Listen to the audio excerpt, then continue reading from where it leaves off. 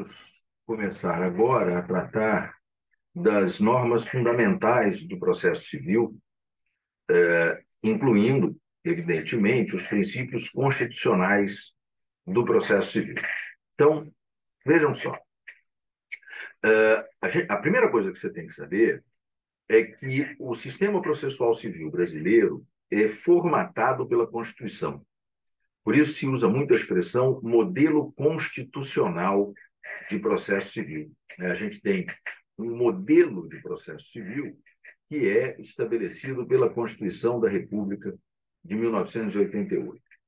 E esse modelo constitucional, que compõe, portanto, a base estrutural do processo civil brasileiro, é composto, é formado por uma série de princípios.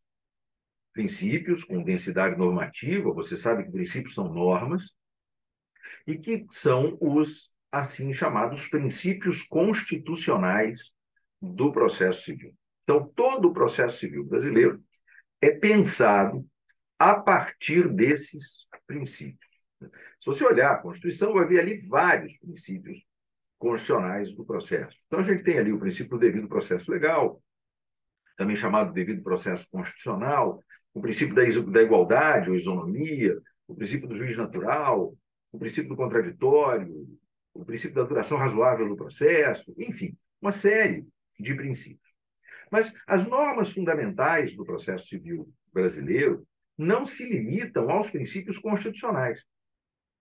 Existem alguns outros princípios fundamentais do processo que não estão expressamente previstos na Constituição, mas que são desdobramentos de princípios constitucionais. E aí quem vai falar deles é o Código de Processo Civil. É o que acontece, por exemplo, com os princípios da boa-fé e da cooperação. Eles também são tratados como princípios fundamentais do processo civil brasileiro, embora não haja menção a eles na Constituição. E se você olhar o Código de Processo Civil, você vai ver que o primeiro capítulo dele é um capítulo que se chama exatamente das normas fundamentais do processo civil. Ele não se chama dos princípios fundamentais, ele se chama das normas fundamentais, porque nesse capítulo você vai encontrar também o que não tem natureza principiológica. Você vai encontrar regras, e você sabe que regras também são normas, né? Então, por exemplo, o artigo 12 do Código de Processo Civil fala ali da necessidade de se observar preferencialmente uma ordem cronológica de conclusão dos processos na hora de decidir. Isso é uma regra, não é um princípio, mas também é considerado fundamental para a estrutura do processo civil brasileiro, como um desdobramento do princípio da igualdade, mas é uma regra, isso não é um princípio. Por isso, o Código fala em normas fundamentais e não em princípios fundamentais apenas, né? Mas nós temos, então, normas fundamentais na Constituição e em um ato normativo infraconstitucional, que é o Código de Processo Civil. E é a partir desses princípios constitucionais e dessas normas fundamentais, em geral, que nós devemos compreender ou tentar compreender o sistema processual civil brasileiro. Vamos, então, começar a conhecer essas normas fundamentais do processo civil, começando, evidentemente, não há outro modo possível de começar, começando pelo princípio do devido processo legal, ou, como alguns preferem, devido processo constitucional. Está no artigo 5º, inciso 54 da Constituição, muito conhecido, né? O artigo 5º, inciso 54, aquele que diz que ninguém será privado da sua liberdade ou dos seus bens, senão mediante o devido processo legal. O devido processo que é o modo como o direito brasileiro lida com aquilo que universalmente ficaria conhecido como a cláusula do due process of law. E, claro, aqui nos interessa a manifestação do devido processo no campo do direito processual, e especificamente do direito processual civil.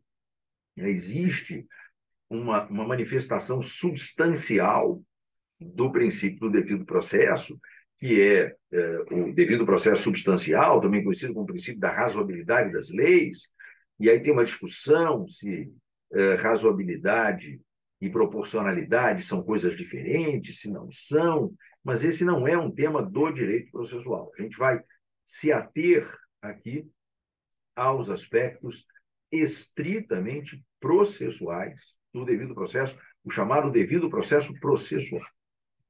Bom, o que é o devido processo do ponto de vista do direito processual? Ele é, a rigor, a garantia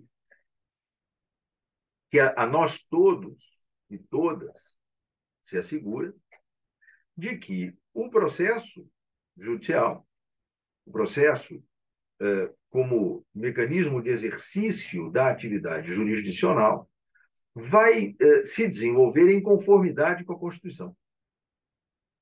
É um devido processo no sentido de que é um processo de acordo com a Constituição. Por isso, aliás, muitos juristas, como é o caso do professor Ronaldo Bretas, como é o caso do professor Dierle Nunes, notadamente autores ligados à chamada Escola Mineira de Processo, em vez de falarem em devido processo legal, como aparece no texto da Constituição, vão preferir falar, e realmente a mim parece melhor mesmo, devido processo constitucional. Mas a terminologia que está no texto da Constituição é devido processo legal. Não se esqueça disso. Muito bem. Então, a garantia do devido processo é a garantia de que o processo vai se desenvolver em conformidade com a Constituição. E percebam que estabelecer que o processo se desenvolve em conformidade com a Constituição é muito mais do que dizer que tem que ter igualdade, juiz natural, proibição de prova ilícita, enfim. É muito mais do que isso. É garantir estruturalmente que o processo vai se desenvolver de acordo com todo o sistema constitucional. É isso que permite, por exemplo, que a gente pegue um princípio constitucional, como o princípio da eficiência, que a Constituição prevê expressamente para o exercício da função administrativa e diga que ele vai se aplicar também ao processo civil e à atividade jurisdicional.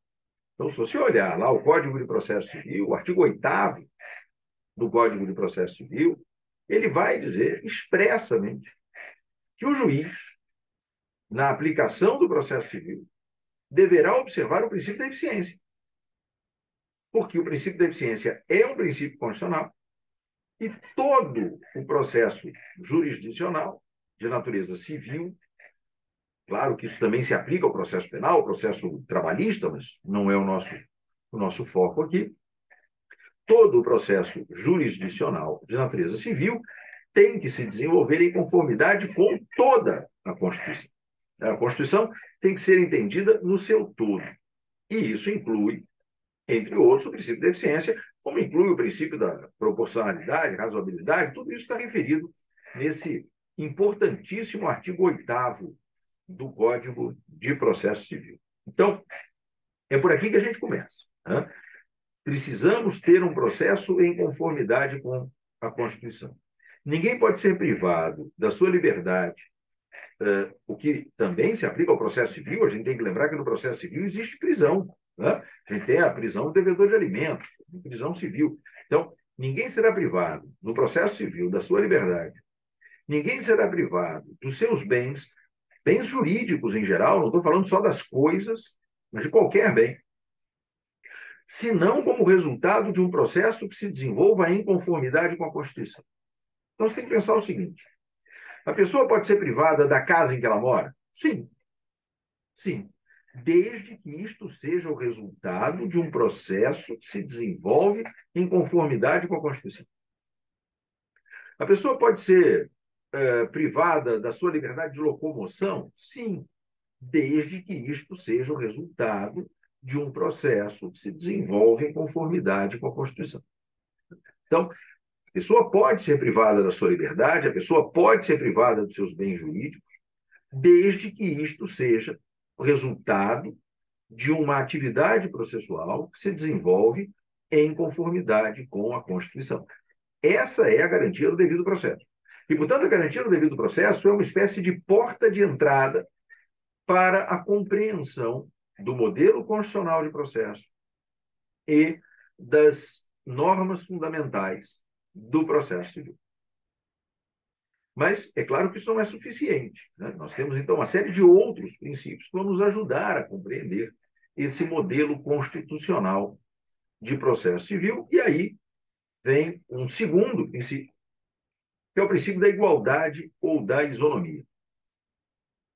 O princípio da igualdade ou da isonomia está no artigo 5º, caput, e inciso 1º da Constituição.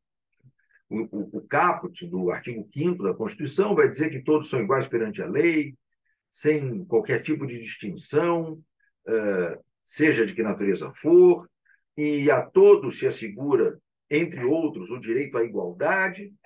Na sequência, vem o inciso 1º do artigo 5º para dizer que homens e mulheres são iguais em direitos e obrigações na forma da Constituição. E, portanto, nós temos aí a base para a compreensão do assim chamado princípio da igualdade ou da isonomia, de que vai tratar também o Código de Processo Civil. O artigo 7º do Código de Processo Civil vai dizer que as partes serão tratadas com igualdade no que diz respeito não só aos seus direitos, mas também aos seus deveres, à imposição de sanções. Então, nós temos aí uma exigência normativa de tratamento igualitário, isonômico das partes. Agora, como você está se preparando para concurso, você tem que lembrar o seguinte, né? O entendimento predominante no Brasil, e que é o que se cobra nos concursos públicos, né? O entendimento absolutamente predominante, com pouquíssimos questionamentos, é o que vê a igualdade à luz de uma ideia que vem na filosofia de Aristóteles, né? Por isso se fala de uma igualdade aristotélica, que é aquela velha máxima que você já ouviu, segundo a qual a igualdade consistiria em tratar igualmente os iguais e desigualmente os desiguais nas medidas das desigualdades, né? Nos limites das desigualdades.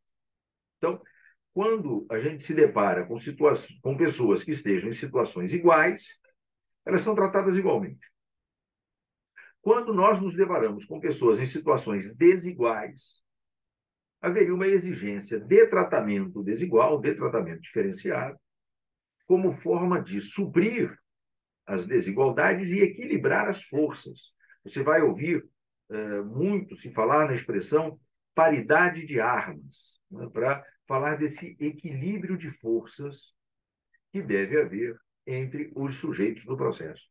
Isso é importante porque nós temos muitos casos, muitos, incontáveis casos, em que, no confronto de forças entre uma das partes do processo e a outra, nós verificamos que uma delas está em uma posição de vulnerabilidade.